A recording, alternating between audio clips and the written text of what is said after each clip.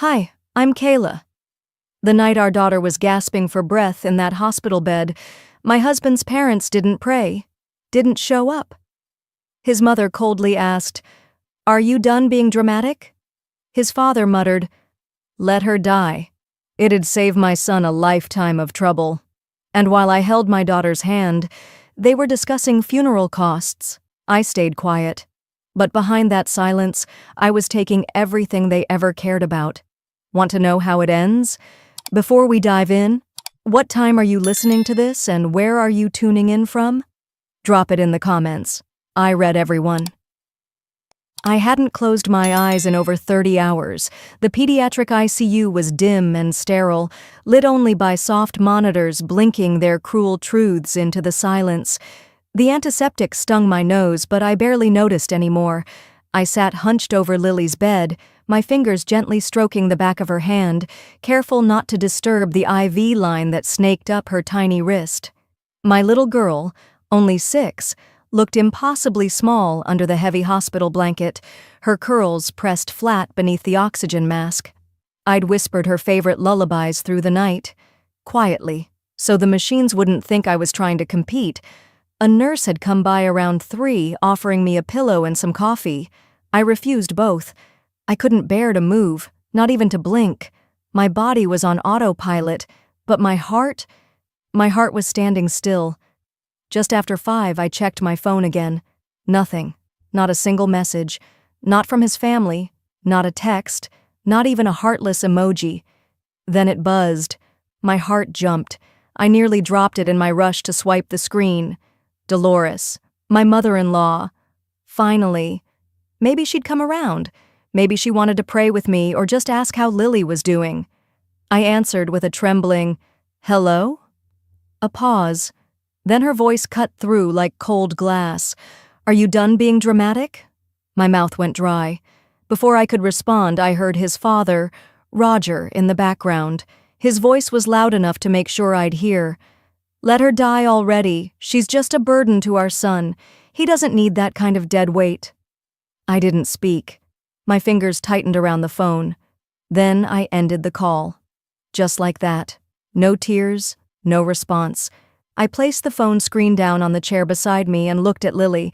Her chest rose and fell slowly, laboring under the weight of something so much bigger than lungs should carry. She stirred slightly. A twitch of her lashes. "I'm here, baby," I whispered. "I'm still here." From my coat pocket, I pulled out something small, a purple butterfly hair clip. Plastic. Cheap. But she loved it, always insisted on wearing it to school, said it made her feel brave. I clipped it gently into her soft curls. "So you'll feel like Mommy's still here, no matter what." I rested my cheek against her hand for a moment. The machines beeped steadily beside me, indifferent to my aching. Then one of them chirped, a slightly higher tone. A nurse peeked in, young, polite. "Just checking." "Do you need anything, Ms. Bennett?" I shook my head. "No, thank you." She smiled softly and left. But something inside me cracked. I sat back in the chair, staring at the wall for a long moment. My mind wasn't racing. It wasn't even moving. And then it did. I remembered their voices, Dolores's shrill scolding, Roger's heartless calculation. I wasn't just exhausted, I was furious. Not the loud, screaming kind of fury, no, this was quieter. It had weight. It was the kind of rage that makes you remember every word, every pause, every cruelty, and store it like evidence. They didn't get to say those things and walk away. Not anymore. A little after 6, a different doctor walked in, one I hadn't seen before. He introduced himself as Dr. Wilcox and sat beside me with the kind of kindness that doesn't feel rehearsed. "She's in a fragile state," he said, glancing at Lily, "but we're not without hope." I looked at him, then at my daughter. Not hopeless, just like me. After he left, I stood up slowly and stretched. My back ached, my hands were ice. But I didn't feel weak. I felt clear. From my purse, I pulled out a second phone, one they didn't know I had. The screen lit up, only one number saved. I hesitated just a second, then tapped the call button. It rang twice. A voice answered, Male, steady. Is it time? I swallowed. Yes, I'm ready to activate the plan. I ended the call and stared at the phone for a moment, still feeling the weight of what I'd just set in motion. Then I slid it back into my purse and looked down at Lily. Her breath came slow and shallow under the machines, her small fingers curled into her blanket. The hair clip held firm in her curls. But even as I sat there in the cold hum of the ICU, my mind drifted. 2 nights earlier, back to the last time I saw Dolores and Roger in person. It was supposed to be a dinner to support you, as Dolores had written in her message. That was her exact phrase. And foolishly, maybe out of some fragile hope that people could still be decent, I believed her. I remember arriving at their estate with a Tupperware of chicken noodle soup. I'd made it from scratch, the way Lily liked it, with fresh thyme and those tiny pasta stars. Their house, like always, looked like something out of a magazine. Grand entry, chandelier glowing like it wanted to impress the moon. Inside, the long mahogany table had been set with care, but not warmth. White candles, crystal water glasses, but not a single extra chair for Lily. No question of how she was doing. Dolores took the soup from my hands with the tips of her fingers and set it aside without a glance. I just had the kitchen make shrimp risotto, she said flatly. But, thank you. We sat, Roger at the head, Dolores to his right, my husband across from me, his face as still as granite. I smiled, tried to make small talk. Dolores interrupted after the salad. We wanted to talk as a family, she said, her voice sugar-coated with concern. You know, with Lily's hospital bills coming in and everything, we've been a bit worried. She reached into her purse and pulled out a white envelope, slid it across the table toward me like it was a birthday card. I hesitated, but opened it. Inside was a bill, one of Lily's recent hospital statements, with a few numbers highlighted in yellow. My heart sank. We've been helping cover most of the costs, Dolores said softly. But surely you could contribute more. Maybe ask your parents for help? I stared at her. My parents passed away 8 years ago. You know that. She shrugged. Well, maybe a friend. Or pick up some part-time consulting. I looked at my husband. He didn't flinch. He didn't even look at me. Just kept slicing his risotto like the table wasn't on fire. Roger cleared his throat. We raised a son, not a charity. I blinked. She's your granddaughter. Dolores gave a bitter laugh. A sick one. You know, sometimes nature has its way of correcting things. She didn't finish the sentence, didn't need to. I stood up, my chair scraped loudly across the floor. No one stopped me, not even him. I left the soup behind on the counter, didn't care if they tossed it. The drive home was quiet, except for the sound of my tires rolling over wet pavement. The sky hung heavy with gray, and traffic was light. I didn't go straight home. I pulled into an empty parking lot near the community center and just sat there, my hands gripping the wheel so tightly I thought the leather might tear. And then I cried. Not because they broke me, but because I knew I'd never let them do it again. When the sobs finally passed, I reached over and opened my bag. Tucked beneath my wallet and Lily's medical forms was a black folder. It had been there for months, untouched, waiting. Embossed on the front in gold lettering, Greenbird Holdings. I opened it, fingers trembling not with fear, but with the energy of someone finally remembering who she was. They think I came into this marriage with nothing, I whispered. They didn't know about the trust my aunt left me. They didn't know about the shell companies I'd quietly built before I ever said, I do. They thought I was just a sweet, struggling wife their son rescued.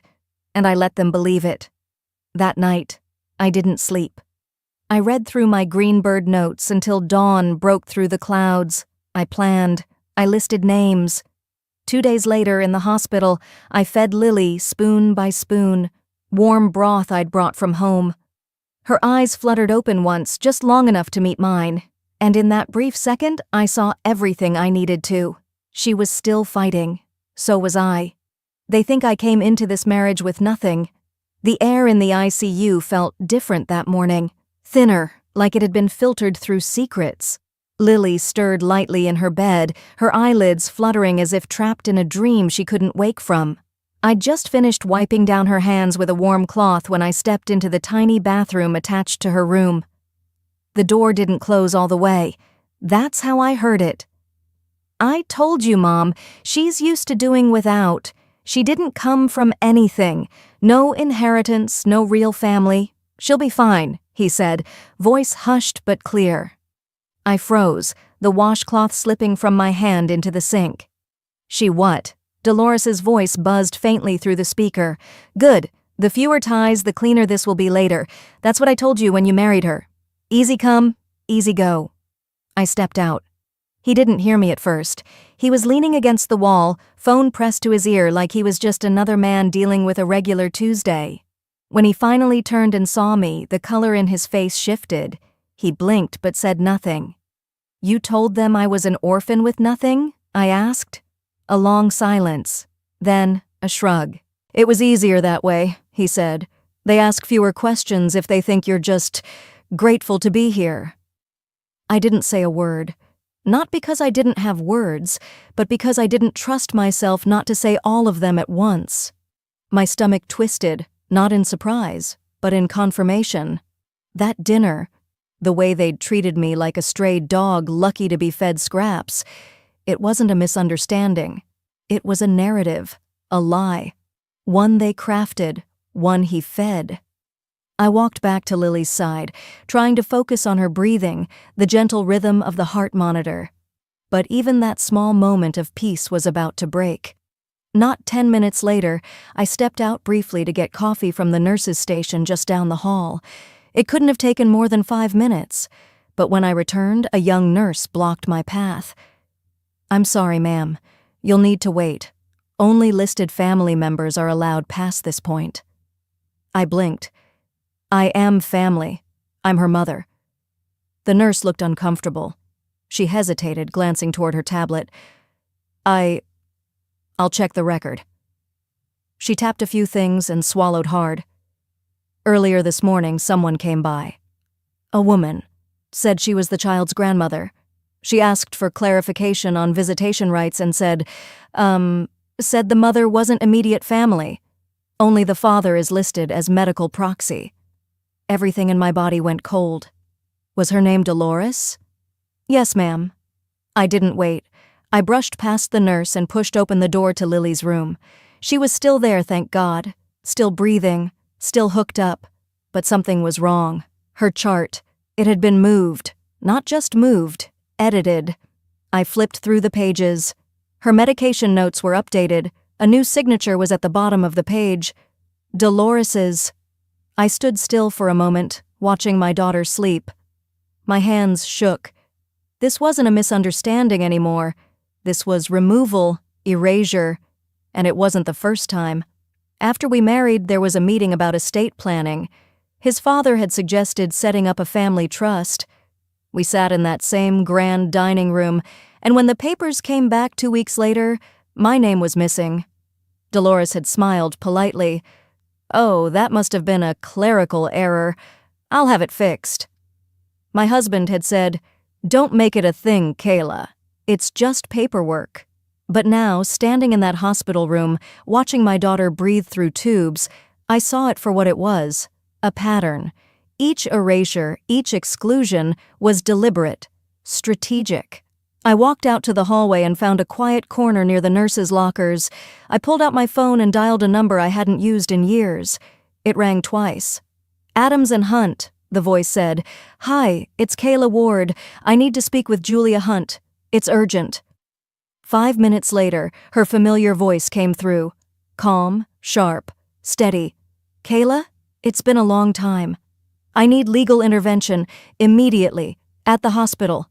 I think my in-laws are trying to override my parental rights." I didn't tell her everything. Not yet. But Julia didn't ask unnecessary questions. She just said, "Text me the hospital and room number. I'll be there in 20. I ended the call and looked back through the small glass pane into Lily's room. You can erase a name from a document, but not from a child's blood. Not from the fight inside a mother who's done being quiet. You tried to erase me from the paperwork, but not this time. This time, I'll let the ink bleed. The certified letter was signed for at 8:42 a.m. I watched from the bench outside Lily's ICU room as my husband stood in the hallway, holding the envelope like it might explode in his hands. He read slowly, lips pressed into a line, then folded the paper back in on itself. His jaw clenched, but he said nothing, not even a glance in my direction. It was quiet, almost too quiet. You'd expect shouting, a reaction, but the only sign was his hand trembling slightly, the way a leaf might quiver just before a storm hits. 10 minutes later, Dolores arrived. She marched down the corridor like she owned it. Her heels clicked with certainty until she saw the envelope in his hand. He didn't even have to explain. She snatched it, skimmed the bolded words, my declaration of full legal and medical rights over my daughter, and froze. Then she looked at me like I'd kicked down her front door. "What do you think this will solve?" she hissed. "What exactly are you trying to prove, Kayla?" I stood up calmly. That I'm Lily's mother. That I'm done playing small in your story. She stared like she couldn't believe I had the nerve to say it aloud. Her voice dropped to a whisper, only meant for me. "You think filing paperwork gives you power? You think this makes you stronger?" I didn't answer. I didn't need to. She turned away without another word, already pulling her phone out of her purse. I didn't care who she was calling. 2 days passed in tense silence. Nurses spoke in hushed tones around me. My husband avoided eye contact. Dolores paced the hallway often, whispering with people in suits who didn't wear visitor badges. That Friday, a nurse handed me a folded note. Meeting. 4 p.m. Chapel. Family discussion. Required. Required. That word again. At 3:45, I walked down the hallway, past the elevator, past the smell of antiseptic and wet wool. The hospital chapel was tucked in behind the west wing, small, quiet, lined with pews no one sat in unless they needed something from God. They were already there. Dolores in her pressed navy suit, my father-in-law looking like he'd rather be anywhere else, and my husband seated, arms crossed, tapping one foot like a metronome of tension. I entered and sat on the opposite side, alone. Dolores wasted no time. "This is about what's best for Lily," she began, like she was moderating a board meeting. "You mean now that I'm asserting my rights?" I asked, voice level. She blinked. "No one is denying you're her mother, Kayla, but you've been under enormous stress, and some of your decisions have been emotionally driven, unstable." "Unstable," I repeated quietly. She leaned forward, hands clasped. "We're concerned that your insistence on control is interfering with what the doctors need to do." I opened the folder I'd brought and placed it gently on the table between us. A photograph of me asleep beside Lily's bed. One for each night. Dated, time-stamped. Doctor's notes confirming I was present during consultations. Nurses' logs. A notarized letter from Lily's primary physician stating I'd never missed a major update. I slid them forward. "When were you last here after midnight? Or spoke directly to her doctor? Or stayed more than 2 hours without leaving to take a call?" No one answered. Dolores's lips curled slightly, but the veneer of civility didn't break. "Kayla, we don't need to tally nights to prove love. This is bigger than attendance." I leaned back. "No, Dolores, it's about presence. It's about truth. You've tried to write me out of this family since day one." That was when my husband spoke. His voice was quieter than I expected. "We've filed a petition for temporary guardianship of Lily." My chest tightened. He didn't meet my eyes. "It's not permanent, but your emotional state during this time, it's being reviewed." I nodded slowly, not because I accepted it, but because it confirmed everything I needed to know. I stood up, not bothering to gather the papers. No parting shots, no yelling, just motion. As I stepped into the hallway, my fingers found the pink fleece blanket folded in my bag, the one Lily clung to during her first fever, the one Dolores once sneered at, calling it a crutch for clingy mothers. I held it gently, pressing it to my chest. "You called this love a weakness. You said softness was useless. Now I'll show you what strength looks like." I took the elevator down without looking back. The weight of Lily's blanket in my arms was the only thing grounding me. The chapel door shut behind me, but the silence followed. It trailed me down the hospital hallway, echoed in the scuff of my shoes on linoleum, in the way the vending machine hummed like a tired sigh. I returned to Lily's floor just as the night shift nurse changed out her chart. She looked up as I approached. "Hey," she said softly. She had a calm afternoon. "Didn't ask for much. Except for you." I nodded. My voice was caught somewhere deep in my chest. I walked into the room and there she was, tiny fingers curled under her cheek, one sock slipping off. I sat by her bed and whispered, "I'm still here, baby, even if they're not." The nurse came in with new vitals and gently leaned over to check Lily's IV line. As she adjusted the monitor, she glanced at me. "Just so you know," she said, "he hasn't been here the past 2 nights." I blinked, registering her words slowly. "He told the staff he'd be back, but no one's seen him since Wednesday." I didn't ask questions. I didn't need to. After Lily's breathing evened out again, I stepped out quietly and made my way back to the small rental I'd been using, an apartment just 5 blocks from the hospital. I hadn't planned to live there long, just until we figured things out. That's what I kept telling myself. The lamp by the couch flickered as I walked in. A half-eaten sandwich from 2 days ago sat in the fridge, untouched. Bills were stacked neatly by the microwave. I ignored them. I needed to print something, an insurance form the hospital had emailed me. My old printer was hooked up to his iPad still, synced to our shared cloud. I opened it without thinking, muscle memory guiding my fingers. The form popped up instantly, but before I could hit print, a notification banner appeared at the top. Group text, Dad, Mom, Chelsea, Nate. It expanded without me clicking. Chelsea, how long before she cracks completely? She's hanging on by threads. Dolores. She's unstable. Just look at what she pulled with that legal stunt. A total liability. Nate, she thinks paperwork changes everything. Let her file whatever she wants. She'll fold eventually. Chelsea again. Just get full custody and let her fade out. Lily won't remember her anyway. I don't know how long I stared at it. Minutes maybe longer. My fingers went cold. I couldn't move.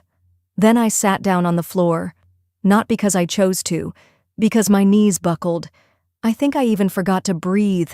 It was the laughing tone, that mocking, smirking digital voice of people who claimed to care, who had hugged me at holidays, called me family, smiled in my wedding photos. They weren't just cutting me out.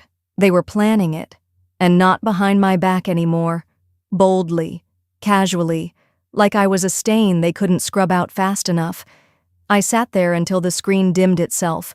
When I stood up, something inside me felt scraped raw, but steady. I waited until 11:42 that night. The front door finally clicked open. My husband walked in, phone in one hand, jacket slung over the other like this was any ordinary evening. He looked up and saw me standing by the kitchen island. "Didn't expect you to be up," he said flatly, not even curious. "I read it," I replied.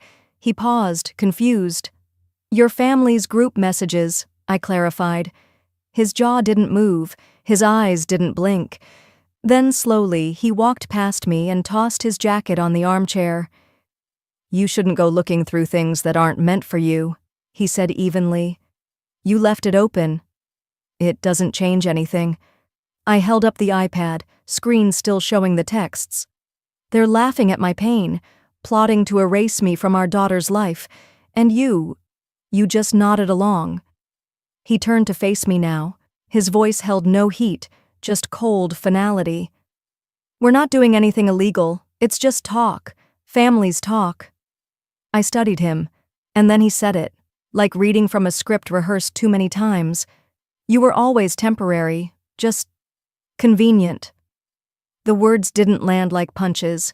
They landed like the thud of a door closing forever. I didn't throw the iPad. I didn't scream. I didn't ask why.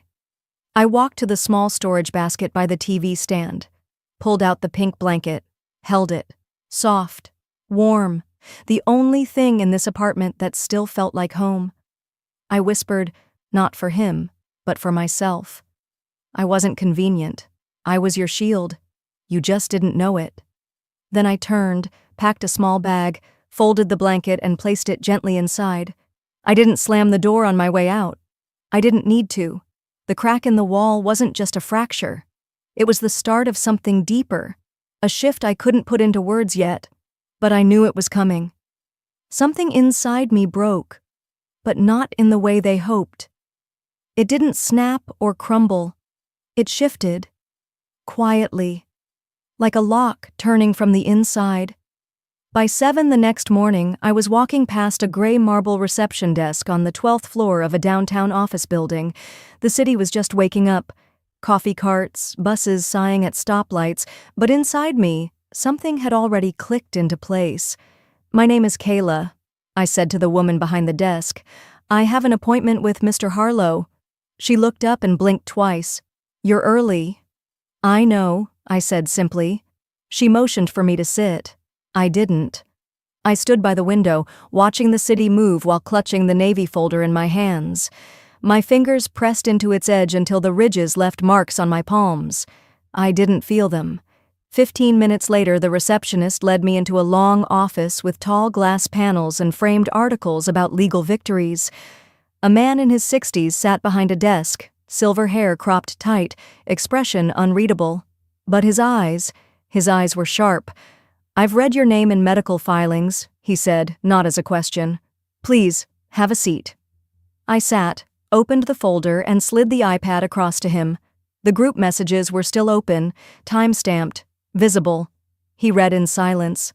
No questions, just a slow intake of breath when he got to the phrase, "Let her fade out." "Lily won't remember her anyway." "That's enough for me," he said finally. "We'll respond accordingly." I nodded once. "They've already filed, haven't they?" He tilted his head. "Emergency petition. Yesterday evening, claiming emotional instability. They want to revoke your parental rights and obtain sole custody." I didn't blink. "We'll get ahead of it," he said. "The hearing is set for Sunday morning. 48 hours. He leaned back. "They're pushing hard." "I know," I murmured. "That's why I'm done being soft." He studied me for a moment longer. "Most women in your position walk in crying." "I already did that," I replied. "In private. I don't plan to repeat it here." He gave the faintest nod of respect. "Then we'll do this right." After I signed the retainer agreement, I stepped back into the hallway. The folder was still under my arm, but now it felt less like weight and more like a blueprint. By midday, I walked through the automatic doors of the hospital again. Not to see Lily this time, but straight to the administration office. The same woman who'd helped with our first intake, Anne, was there. She looked up and offered a gentle smile. "Kayla, how's Lily?" "She's sleeping well. That's why I'm here." "Do you still have the paperwork from the first night?" Anne raised an eyebrow, but didn't ask. She disappeared into the records room. When she returned 10 minutes later, she had a manila envelope. "You signed these during intake," she said. "HIPAA override, temporary guardianship, and medical consent, since you were the only one present at the time." I opened the packet. My name and signature stared back at me, dated, time-stamped, and filed. Anne added gently, "They've been on file for weeks." I nodded, absorbing the quiet power of that truth. "They're trying to erase me," I said, voice low. "But I've been here all along. Every form, every sleepless night, every inch of this hallway." "I know," she said simply. "We all know." I left the office, not with anger, but with clarity. As I walked past the waiting area, a small bulletin board caught my eye. On it, clipped with a tiny paperclip, was Lily's discharge tag from her first ICU night, soft pink paper with my signature beneath it. Without asking, Anne had already placed it in my folder. By the time I returned to the apartment, the sky was shifting from bright blue to burnt gold. The light filtered through the blinds as I laid the folder on the kitchen table. I sat in the same spot I'd once cried in. But today, I didn't cry. Instead, I opened the folder and added the discharge tag beside the other documents. They had iMessages, I had timestamps, they had manipulation, I had paperwork. They mocked me for being emotional, but emotion had kept me awake, documenting, signing, staying. My phone buzzed on the table, a message from my husband. "Please don't make this uglier than it needs to be. Let's be adults." I stared at it for a long moment, then locked the screen without replying. I walked to Lily's room and sat on the edge of the bed. Her favorite stuffed bear was still there, tucked under the blanket I'd brought from the hospital. I smoothed it out, then went back to the kitchen and slipped the blanket's laundry tag into the folder. Because that's what mothers do. We don't raise our voices first. We raise the truth. Sunday was coming, and with it, court. But for once, I wasn't bracing to be heard. I was ready to be seen. The courthouse doors hissed shut behind me with the kind of finality that makes your heart stutter for a moment. I clutched Lily's folded pink blanket to my chest like it was a shield, or maybe a promise. The same nurse who'd handed it to me weeks ago had quietly slipped it into my bag again that morning. "For strength," she'd whispered. Courtroom 4B sat at the end of a dull hallway that smelled like dust and lemon floor polish. I arrived 10 minutes early. Mr. Harlow had told me not to, said walking in after them would make more of a statement. But I needed a moment where no one was watching, no one was judging, and I could simply sit still before everything began. The room was cold, in that way all courtrooms are, too sterile, too lit, too beige. I chose a seat in the second row, front and center, like a student before a test. The blanket stayed on my lap. I didn't fidget with it, just kept my hands resting lightly on top of it, like I was steadying something that had been rattling too long inside me. I heard them before I saw them. His mother's voice, sharp and tight. "Keep your back straight. You want to look composed." Then my husband's lower register coded in smugness. "It's already done, Mom. She's never going to see it coming." He walked in with both his parents beside him like some twisted family portrait, matching navy suits, practiced posture, polished expressions. His lawyer, a woman in heels too high for any courtroom floor, greeted the clerk like an old friend. Everyone was so sure of themselves, so rehearsed. He didn't even glance at me, not once. But his mother? Her eyes met mine and then slid away like I was a stain on the marble floor. Mr. Harlow arrived exactly on the hour, briefcase in hand, tie perfectly straight. He didn't speak to me at first, just sat, opened the folder I'd handed him the day before, and gave a single nod. Then the bailiff called us to rise. The judge entered, older, gray-haired, no nonsense. He didn't offer small talk, didn't smile. He simply looked at the paperwork, cleared his throat, and began. My husband's attorney went first. Her voice was polished, her tone soaked in false concern. "Your Honor, we believe this emergency petition is necessary for the child's welfare. My client has reason to believe the mother's recent behavior shows emotional instability. She's been uncommunicative, withdrawn, and resistant to family support." I didn't flinch. Mr. Harlow stood slowly. He didn't pace, didn't raise his voice. He simply slid a packet across the table, then stepped back. "This document," he said, "was signed by the mother the night of her daughter's ICU admission. It includes legal guardianship, medical directive rights, and a HIPAA override, all verified and time-stamped by hospital administration. As of that moment, she was the sole active guardian on file. The father, at that time, could not be reached." The judge lifted the paper and scanned it in silence. Harlow continued, unfazed. "I'd also like to submit Exhibit B, a screenshot of a text sent by the petitioner to his own brother." The courtroom monitor lit up. "Man, she won't shut up about meds and vitals. I'm just here for the break," the message read. A ripple of breathlessness swept through the room. The clerk stopped typing for a moment. Even the judge set his pen down. My husband's face flushed an ugly red. His mother let out a tiny gasp. His lawyer stammered, "Your Honor, that message was taken out of—" "No." The judge cut her off. Just one word. Cold. Final. He leaned forward, locking eyes with my husband. I'm dismissing this emergency petition with prejudice. That means you will not be filing this again under the same pretenses. If you attempt to manipulate this court to dodge responsibility, I will consider formal sanctions." My husband opened his mouth to protest, but the judge raised a hand. "Sit. Down." Then the judge turned to me. "Ms. Kayla, your documents are in order. Your rights remain intact. This court recognizes your legal standing as primary guardian." I didn't smile, didn't nod, just breathed out, slow and deep. My fingers tightened around Lily's blanket, not out of nerves this time, but something steadier, like my spine had remembered it was allowed to stand tall again. From behind me, I heard a hissed whisper. "You ruined this, you idiot." His mother's voice, low but venomous. As the courtroom emptied, I walked out alone. The cold air outside hit me like a wave, but I welcomed it. I turned my phone back on as I reached the courthouse steps. It buzzed with a voicemail from a number I knew by heart. "Dr. Emery." I pressed play. "There's been a change. You need to come now." I didn't hesitate. The courtroom doors hadn't even fully closed behind me when my phone rang. It was Dr. Harrow's number. The moment I picked up, his voice was calm but firm. "Kayla, I think you should come now. Lily's numbers are stable, but there's been a development."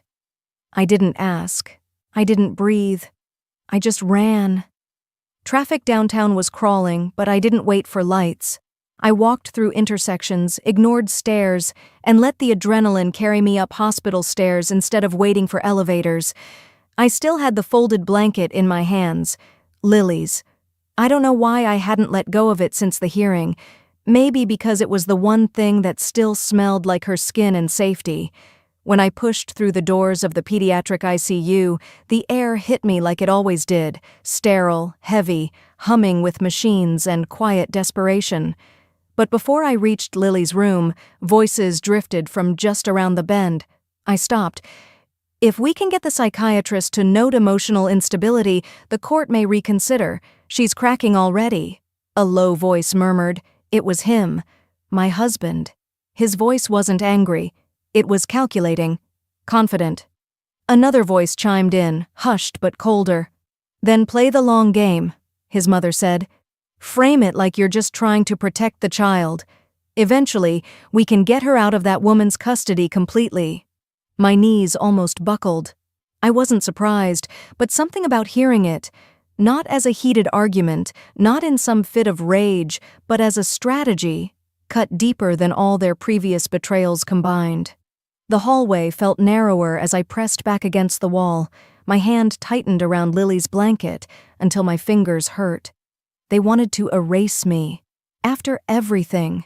After the nights I sat alone watching monitors, after every report and medication discussion and moment spent decoding medical jargon just to keep our daughter breathing, after all of it, they were here plotting how to declare me unfit. I didn't cry. Not even a lump formed in my throat. Just something colder, older, settled into my chest. I stepped around the corner quietly and entered Lily's room like nothing had happened. The nurse looked up, surprised, but said nothing. I nodded at her and moved to the other side of the bed, opposite them. He opened his mouth to speak. I held up my phone. Then I pressed play. Their voices came through crisp and clear. Every word. The nurse froze. The young resident doctor, barely in his 30s, turned pale. His jaw clenched so hard I saw the veins on his temple twitch. My husband reached forward, panic in his eyes. "Kayla, wait!" "Don't touch me," I said, softly but clearly. He stopped, not because of the words, but because the nurse stepped between us. "I gave you years," I said, still holding Lily's blanket in one hand, the phone in the other. Years of giving up sleep, of decoding every little sign in Lily's vitals, of fighting for her care. And you tried to erase me in minutes. My mother-in-law glanced at the doctor, then back at me. She didn't speak, but her expression shifted just slightly, from confidence to calculation. "You misunderstood what—" he began again. I didn't answer. Instead, I turned to Lily. Her eyes had fluttered open. Barely. A thin line of light reflected on her eyelashes, and her tiny hand twitched just slightly beneath the blanket. Everyone went still. The room, the machines, even the steady beeping of her oxygen monitor. Somehow everything faded. Then came her voice, faint, barely audible. Daddy said, "You're dramatic. But you stayed. Why?" The sentence cut through the air like glass. His mouth opened, then closed. My mother-in-law blinked, her breath catching. Even the nurse quietly stepped back, turning toward the wall. I moved to the edge of the bed and knelt down. Her little fingers reached toward mine. I took her hand in both of mine and leaned in close. "Because I promised," I whispered. "I promised I'd never leave you alone." She didn't say anything else. Her eyelids fluttered closed again, her tiny chest rising and falling steadily under the machine-assisted rhythm. No one in the room dared speak. I stood slowly and turned toward the doorway. The doctor was already on his phone. He didn't even glance at my husband as he spoke. "Yes, suspend access for now. We'll review all visitation protocols pending full evaluation." As I stepped into the hallway, the weight of what had just happened pressed against my spine like 100 silent fists. But I didn't feel crushed. I felt done. Done explaining. Done defending. Done trying to prove I was worthy of being her mother. Because Lily had spoken. And I knew, in that one broken whisper, I had already won the only battle that mattered. Later that evening, after the sky turned the dull gray of early night and the corridors of the hospital grew quiet again, I returned to the on-call room where I'd been resting between visits. Someone had slid an envelope under the door. My name was scrawled on it, no return address. I didn't need to open it to know what it was, but I did anyway. Inside, legal paperwork, a new petition, same demand. He was suing for full custody, again. I thought the courtroom was our battlefield, but he'd just opened a new war front. The envelope lay on the kitchen counter, unopened. My name scrawled in his unmistakable handwriting, cocky as ever, like he thought I'd break just from seeing it. I didn't. I poured myself a glass of water, sat down beside Lily, who had fallen asleep under the dim yellow lamp, and waited until morning. By the time we arrived at the courthouse the next day, the sky was heavy with gray. Not storm clouds, just a dense, tired quiet, like even the weather was exhausted. Lily's small hand clutched her worn blanket, the same one they'd wrapped her in back when her fever scared everyone but me. I carried it today too, not as a weapon, not as proof, just as a reminder. He was already there. Fresh suit, new haircut. His mother perched beside him like a hawk, eyes sharp. Voice hushed behind a veil of concern, as if she hadn't whispered about removing me permanently less than 24 hours ago. They didn't nod. Neither did I. The courtroom was cool, neutral-toned, and silent. The judge didn't bother with small talk. My ex-husband's attorney began right away. Her voice was polished and clinical. "We have strong reason to believe Ms. Ramsey is emotionally unstable. Documented episodes of volatility, overreactions, what may appear as passion to some is, under scrutiny, erratic." I didn't flinch. I adjusted Lily's blanket on my lap and met the attorney's gaze, steady. "Your Honor," my lawyer began, calm as still water, "we respect the court's commitment to safety and truth.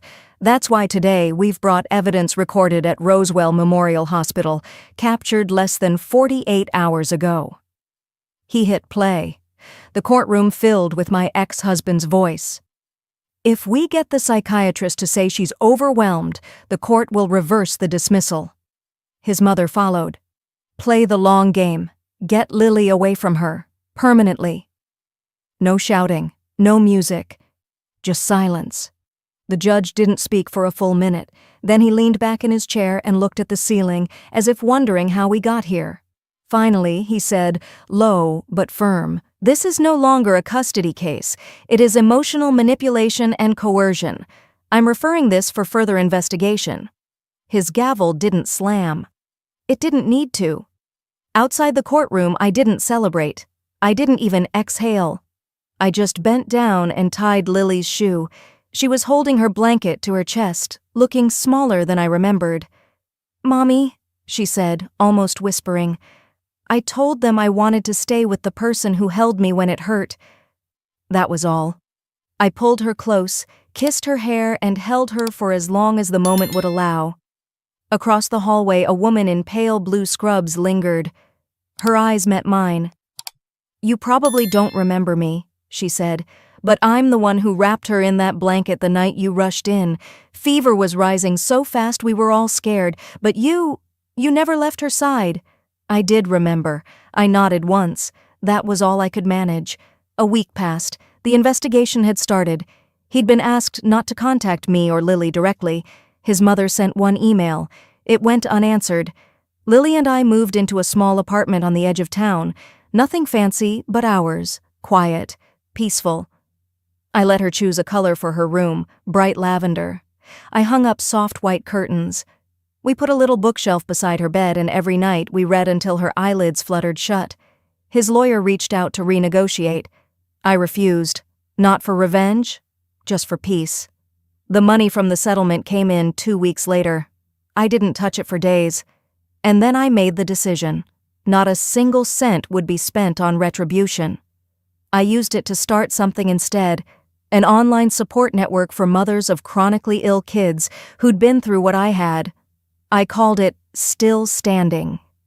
We had 3 members the first week. By the end of the month, we had 92. One afternoon, while Lily napped, I took the hospital blanket out of the dryer.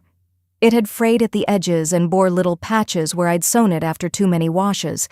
It looked tired, but not worn out, just loved. I folded it neatly and placed it into a wooden box I'd labeled with Sharpie. What we survived. There was a letter inside, too. It wasn't addressed to him, or to the court, or even to Lily. It was to me. I wrote it on a night when I could barely breathe through the weight of everything, when I questioned if I was enough, when I thought maybe, just maybe, they were right about me. The letter said, "You are not too much. You are not dramatic. You are not broken. You are a mother, and you stayed." And that, more than any courtroom decision, more than any apology I never received, that was what gave me peace. I never screamed, never begged. I just told the truth and watched them destroy themselves trying to silence it.